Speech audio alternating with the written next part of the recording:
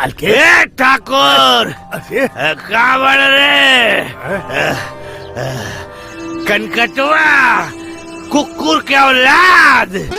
मुनीम होश में तो पड़े तू। तार मेहरारू के ढीप धाप। अरे ससुरा फिर कुछ बोल लेना तो जान से बोल।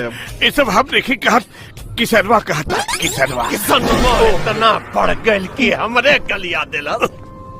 हम देख ले। अरे किसनवा के बाद में देखिया, पहले अपन दमाद के देखो। आज तक ले जौन पत्तल में खात रहे वही में छेद कर रहल बा। छेद पत्तल में छेद ना कर रहल बा, पत्तल में झाड़ा फिर रहल बा। झाड़ा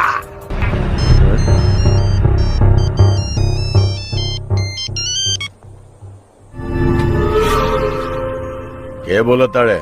तो आर बाप। ए फौजिया किसनवा, तुहार हिम्मत कैसे भइल रहे हमरा फोन करे के? अभी तक खाली फोन कैले बानी, बाद में तोर खून भी करा। जुबान पे लगाम दे। गला मत फाड़। और सुन, अपना जिंदगी के उल्टी गिनती गिनल शुरू कर। तू सुन ले, कल हमार ट्रैक्टर तुहार खेत पे चली। अगर तू एक माई के दूध पीले बाड़े ना तो हमरा रोक के दिखा दे। जे हमारा खेत में ट्रैक्टर चलाई, हम अपन खेत में ही ओकर चिता जला दे। ठीक बा, एक बार खाली हमरा सामने आके दिखा दे।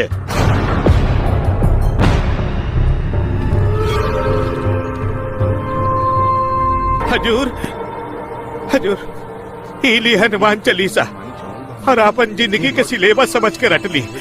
किसनवा आई तो जिंदा ना छोड़ी। अरे चुप कायर, गीदड़ एक बार अपन मौत के गला लगा में शहर जा सकेला। फौजी किसनवा के माई का दूध बेचता दम देखे जे अपन मौत के डर से यहाँ आई। अगर आप भी जाए ना, ससुरा यहाँ से जिंदा वापिस न जाए। वो जरूर आई, पॉकेट में से आई चाहे धोती में से आई, आसमान में से आई चाहे जमीन की छाती फाड़ के आई, और रवा के चिंता न छोड़ी। अरे मुनीम के बच्चे ज्यादा बोले तो थोड़े टपका दे।